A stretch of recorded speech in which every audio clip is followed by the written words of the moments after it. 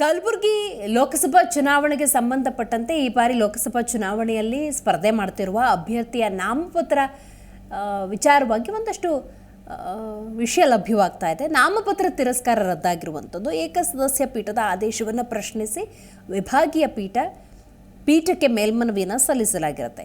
ರವೀಂದ್ರ ಸ್ವಾಮಿ ನಾಮಪತ್ರ ಅಂಗೀಕರಿಸುವಂತೆ ಹೈಕೋರ್ಟ್ ಆದೇಶವನ್ನು ಕೊಟ್ಟಿದೆ.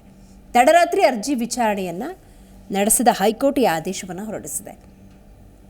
ಕಲಬುರಗಿ ಹೈಕೋರ್ಟ್ ವಿಭಾಗೀಯ ಪೀಠದಲ್ಲಿ ಇದು ಅರ್ಜಿಯ ವಿಚಾರಣೆ ಕೂಡ ನಡೆಯುತ್ತೆ.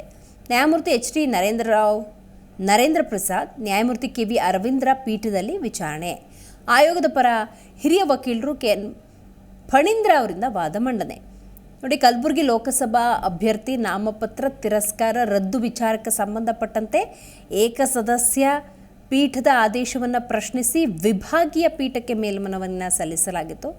ಈಗ ಏನು ಆದೇಶವನ್ನು ಹೈಕೋರ್ಟ್ ಕೊಟ್ಟಿದೆ ಅಂತ ನೋಡೋದಾದರೆ, ರವೀಂದ್ರ ಸ್ವಾಮಿ ಅವರ ನಾಮಪತ್ರವನ್ನು ಅಂಗೀಕರಿಸುವಂತೆ ಈಗ ಆದೇಶವನ್ನು ಕೊಟ್ಟಿರುವುದನ್ನು ನಾವಿಲ್ಲಿ ಗಮನಿಸಬಹುದಾಗಿದೆ.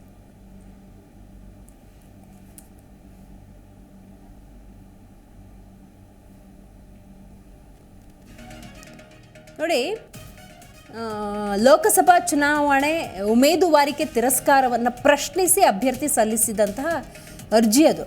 ಕಲಬುರಗಿ ಹೈಕೋರ್ಟ್ ಪೀಠ ಮಂಗಳವಾರ ರಾತ್ರಿ 10:30ಕ್ಕೆ ಈ ವಿಚಾರಣೆಯನ್ನು ಕೈಗೆತ್ತಿಕೊಳ್ಳುತ್ತೆ. ಅಂದರೆ ನಿನ್ನೆ ರಾತ್ರಿ ವಿಚಾರಣೆಯನ್ನು ನಡೆಸಿ ತಿರಸ್ಕಾರದ ಆದೇಶವನ್ನು ಎತ್ತಿ ಹಿಡಿದಿದೆ ಎಂದು ವರದಿಯಾಗಿದೆ. ಅಂದರೆ ಕಲಬುರಗಿ ಲೋಕಸಭಾ ಕ್ಷೇತ್ರಕ್ಕೆ ಪಕ್ಷೇತರಾಗಿ ನಾಮಪತ್ರವನ್ನು ಸಲ್ಲಿಸಿದಂತಹ ರವೀಂದ್ರ ಎಂಬುವರ ನಾಮಪತ್ರವನ್ನು ಚುನಾವಣಾ ಅಧಿಕಾರಿಗಳು ಏಪ್ರಿಲ್ 20ರಂದು ಅಂದರೆ ಭಾನುವಾರ ತಿರಸ್ಕಾರ ಮಾಡಿರ್ತಾರೆ. ಈ ಬಗ್ಗೆ ರವೀಂದ್ರ ಅವರು ಕೂಡ ಹೈಕೋರ್ಟ್ ಮೊರೆ ಹೋಗಲು ತೀರ್ಮಾನಿಸಿರ್ತಾರೆ. ರವಿವಾರ ಕಲಬುರಗಿ ಹೈಕೋರ್ಟ್ ಪೀಠಕ್ಕೆ ರಜವಾಗಿದ್ದರಿಂದಾಗಿ ಸೋಮವಾರ ಅಂದರೆ ನಿನ್ನೆ ಏಪ್ರಿಲ್ 23ರಂದು ತುರ್ತು ವಿಚಾರಣೆಯನ್ನು ಕೈಗೊಳ್ಳುವಂತೆ ಅಫಿಡವಿಟನ್ನು ಕೂಡ ಸಲ್ಲಿಸಿರ್ತಾರೆ.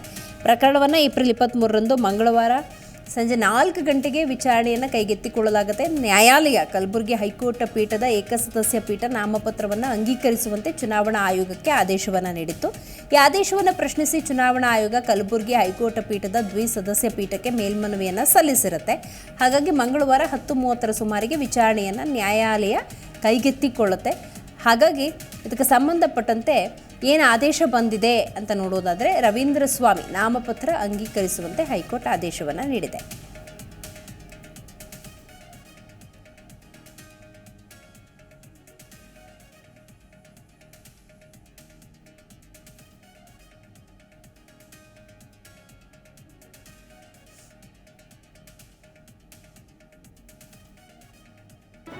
ಜಿ ಕನ್ನಡ ನ್ಯೂಸ್ ಈಗ ನಿಮ್ಮ ಮನೆಯಲ್ಲೇ ನೋಡಿ. ಎಲ್ಲ ಕೇಬಲ್ಗಳಲ್ಲಿ ಈಗ ಲಭ್ಯ. Sun Direct 292, Jio TV 1334, U Digital 162, City Cable 51, GTPL 17, Abhishek cables 821, Rockline telecommunication 51, Shri Basaveshwara number 60, Vinayaka digital number 53, In Digital number 896ರಲ್ಲಿ ನಿಮ್ಮಿಸ್ತದ ಜಿ ಕನ್ನಡ ನ್ಯೂಸ್ ನೋಡಿ ಆನಂದಿಸಿ.